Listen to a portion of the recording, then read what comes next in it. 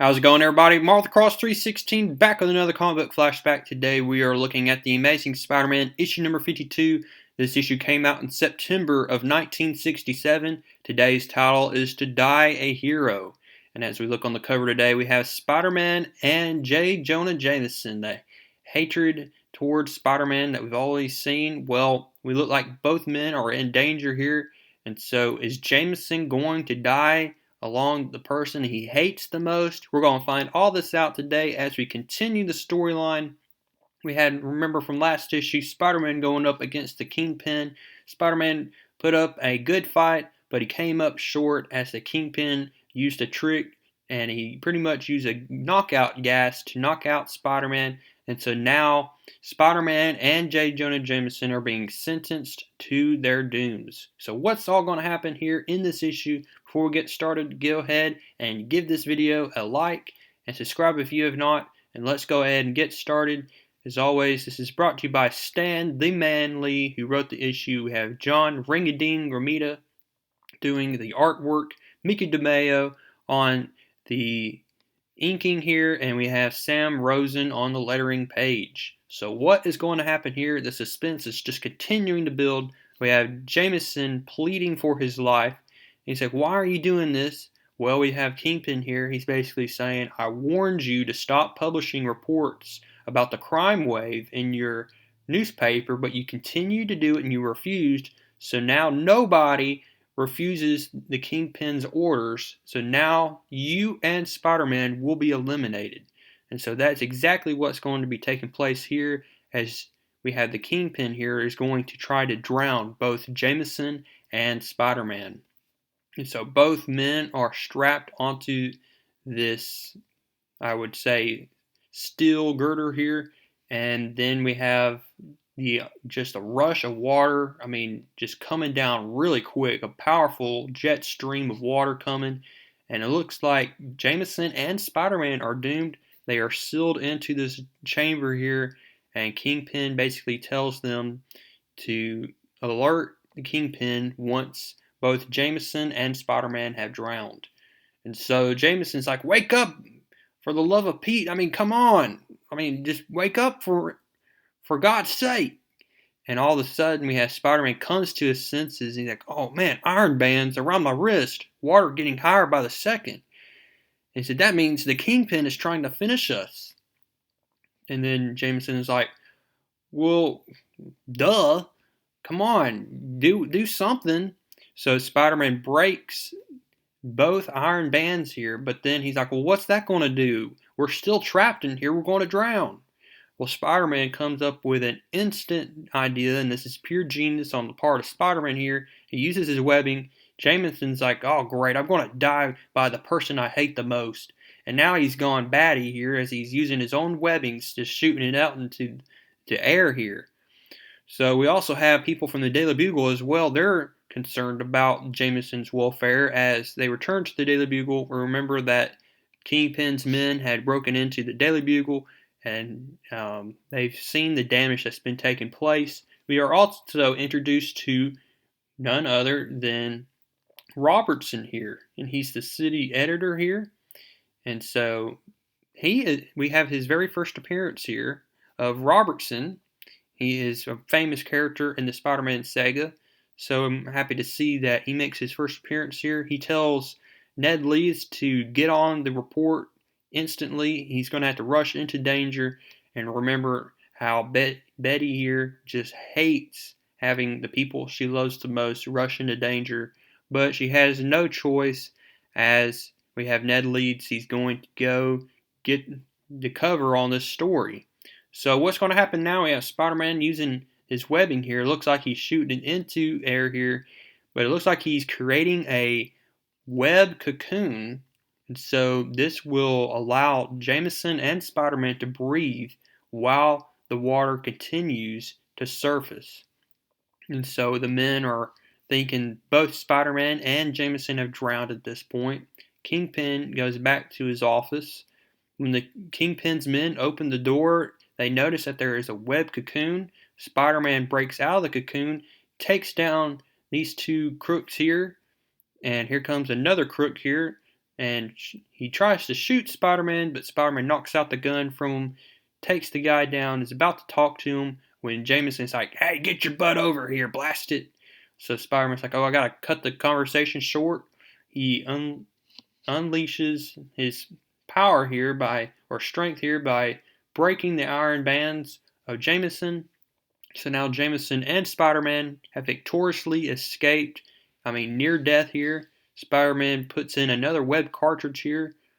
And so now we have Spider-Man and Jameson trying to basically escape this bondage here, trying to get out of harm's way. We have more of Kingpin's gang here. Spider-Man takes them down, and Spider-Man just one by one taking these guys down. We have Jameson here. He's cold, he's scared, he's just watching Spider-Man take these guys down easily. He starts to come to his senses. He's like, "I knew it. You're mad. You're uncontrollable. You'll attack anyone just to prove your power." So he starts to run back to the Daily Bugle for safety when all of a sudden he bumps his head right here into this pipe, and that knocks out Jameson. So we'll return to Jameson here quite shortly. Spider-Man now is going to track down the Kingpin. For once and for all, he's going to try to take down the Kingpin. Remember from last issue we had Frederick Foswell here, and he's working with the Kingpin, but he is concerned that Jameson and Spider-Man are dead, and he's not the one for murder. He doesn't like to do business that way. And Kingpin is starting to lose his temper here. He's starting to lose his patience with Frederick Foswell, and now he's starting to threat Frederick Foswell's life when all of a sudden Spider-Man breaks into the room, and here we go. Spider-Man and the Kingpin are going to be fighting one-on-one right here. We cut here, and we also are going to cut here to the Silver Spoon as we see none other than the return of Flash Thompson. Remember from a while ago, Flash Thompson was drafted into the Army. He's been fighting in the Vietnam War. Well, he's come back home just for a quick reprieve here. And so he's going to just come home to see all his friends. We have Gwen Stacy, Harry Osborn, so happy to see him. We also see that Mary Jane comes in as well, and she's happy to see Flash Thompson. Flash Thompson always having the wisecracks. And Gwen Stacy mentions that we should just have a full-blown big party as soon as Peter gets here. We need to, just arrange this. And of course, Flash is like, "Oh, Peter, you got to be kidding. He can empty a room just by entering it." And then Harry's like, "Oh, come on, he's a good egg." And so we'll see what happens next issue with all that. Now we return to the fight with Spider-Man and the Kingpin. Will Spider-Man be able to take down Kingpin this time? We have Frederick Foswell. He takes a gun out of the drawer here, and he's going to use that to his advantage, and he escapes. So now we have Spider-Man and Kingpin fighting. Just one heck of a fight here.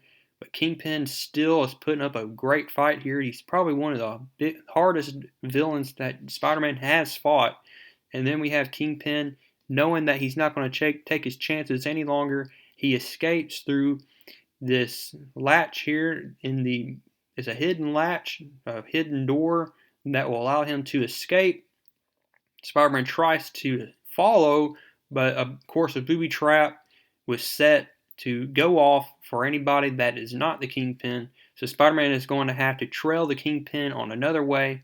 We have Frederick Foswell still coming around the corner, and we have Jameson finally coming to. He thinks that he's bleeding because of the water from the pipe.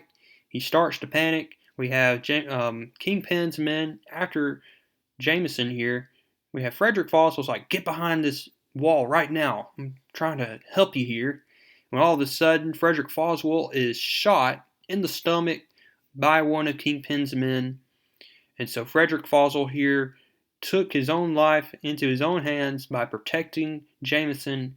And so what will happen now? It looks like the life force of Frederick Foswell is ebbing away. Spider-Man takes down these two goons, and we have, as we see, Frederick Foswell dies. So Frederick Foswell, as we see, dies a hero in this story. Even though he had turned back to a life of crime, we see that Frederick Foswell died in honor by protecting Jameson's life, because Jameson gave Frederick Foswell a second chance at life, after he had turned to crime the first time. And so Frederick Foswell sadly dies in this issue, but we see that Jameson returning back to his evil ways as he's going to tell Ned Leeds that he's going to report more about Spider-Man, that he's a biggest menace than ever before. Spider-Man's like, that's it. I'm never going to lift a finger to help him anymore. That's it. But he's like, oh, who am I kidding? I would do it again if I had a second chance. Spider-Man knowing that with great power comes great responsibility. And so now he's thinking, I'm going to get back to my apartment, and I'm just going to rest for a week. But there's more action to be said as we look in next issue, as we see the return of Dr. Octopus. Dr. Octopus makes his return in issue number 53. But before we look at that, we're going to look at Amazing Spider-Man Annual number 4. And I hope to see you there as we look at Annual number 4. And until next time, keep reading comics.